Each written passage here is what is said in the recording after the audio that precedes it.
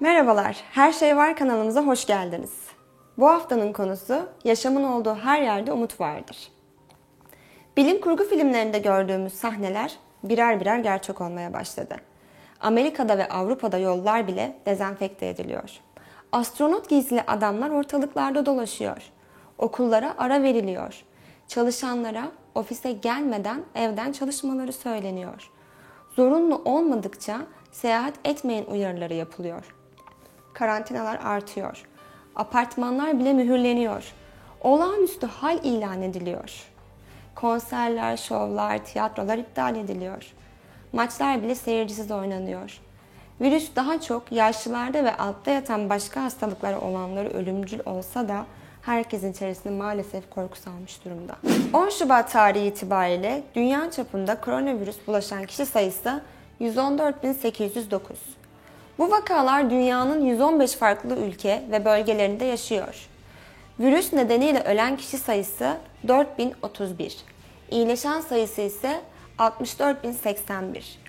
Ağır ve kritik vakaların sayısı ise 5711.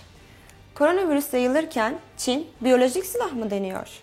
Washington Times gazetesinde konuyu İsrailli eski ajan Dani Shoham'a sordu.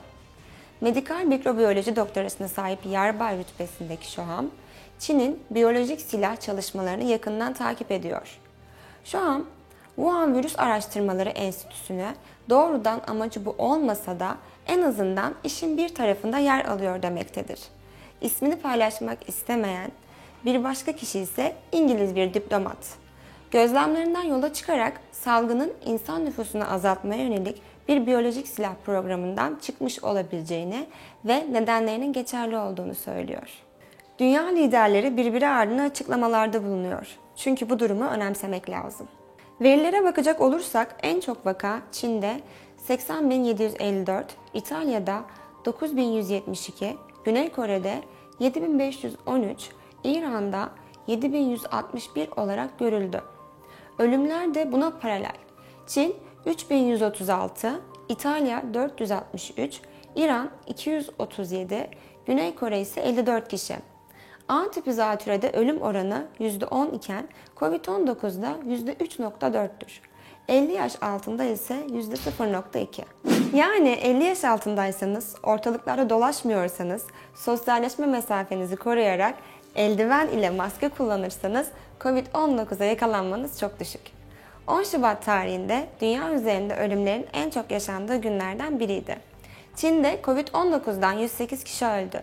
Aynı gün 26.283 kişi kanserden, 24.641 kişi kalp hastalıklarından, 4.300 kişi diyabetten öldü. Panik yok, önemli olan hazırlıkta olmak. Her gün sivrisineklerden 2740, insan faktöründen 1300 kişi hayatını kaybediyor. Gereksiz panik yapmayın. Ucuz medya provokasyonlarına kanmayın. Kişisel hijyeninize dikkat edin. İyi gıdalar ve vitamin, minerali bol yiyecekleri tüketin. Hayatınızı yaşayın. Medikal malzemeleri sağlık çalışanlarına bırakın. Onlara bu süreçte çok ihtiyacımız olacak. Gerçekten Covid-19 size bulaştıysa yine de paniğe gerek yok. Çünkü %81'i hafif formda, %14 orta, sadece %5 kritik formda seyrediyor. Ayrıca dezavantajlı bireyler, engelliler ve yaşlıları da düşünün. Dünyanın sonu gelmiş gibi market yağmacılığı yapmayın. Profesör Akiko Iwasaki'den dikkat çeken uyarı. Yale Üniversitesi Tıp Fakültesi İmmünoloji uzmanı Profesör Akiko Iwasaki'den uyarılar var.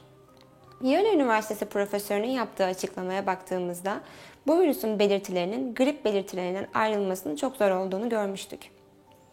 Ayrılmanın tek yolu ise test yaptırmaktır. Gripin çözümü olduğu gibi yıllık aşılarla önlemi vardır. Maalesef bu virüs için henüz bir tedavi yöntemi bulunamamıştır. Yapılacak önlemler içerisinde ellerimizi bolca yıkamak ve dezenfekte etmenin yanında ofis çalışmalarını evden yürütmek, kalabalık ortamlarda bulunmamak çok önemlidir. Şimdi koronavirüsten korunmak için 14 kuralı inceleyelim. 1. Ellerinizi sık sık su ve sabun ile en az 20 saniye boyunca ovarak yıkayın. 2. Soğuk algınlığı belirtileri gösteren kişilerle aranıza en az 3-4 adım mesafe koyun. 3. Öksürme ve hapşırma sırasında ağız ve burunu tek kullanımlık mendille kapatın. Mendil yoksa dirseğin iç kısmını kullanın. 4. Tokalaşma, sarılma gibi yakın temaslardan kaçının. 5. Ellerinizle, gözlerinizle ağzınıza ve burnunuza dokunmayın. 6. Yurt dışı seyahatlerinizi iptal edin ya da erteleyin. 7. Yurt dışından dönüşte ilk 14 günü evinizde geçirin. 8. Bulunduğunuz ortamları sık sık havalandırın. 9. Kıyafetlerinizi 60-90 derecede normal deterjanla yıkayın. 10. Kapı kolları, armatürler, lavabolar gibi sık sık kullandığınız yüzeyleri ve su ve sabunla her gün temizleyin. 11. Soğuk algınlığı belirtileriniz varsa yaşlılar ve kronik hastalığı olanlara temas etmeyin. Maske takmadan dışarı çıkmayın. 12. Havlu gibi kişisel eşyalarınızı ortak kullanmayın. 13. Bol sıvı tüketin. Dengeli beslenin, uyku düzeninize dikkat edin. 14. Düşmeyen ateş, öksürük ve nefes darlığınız varsa maske takarak en yakın sağlık kuruluşuna başvurun. Evden çıkmadan gezebileceğiniz müzeleri ve izleyebileceğiniz filmleri aşağıda link olarak bırakıyoruz. Kanalımıza abone olmayı ve videoyu beğenmeyi unutmayın. Bir sonraki bölümde görüşmek üzere.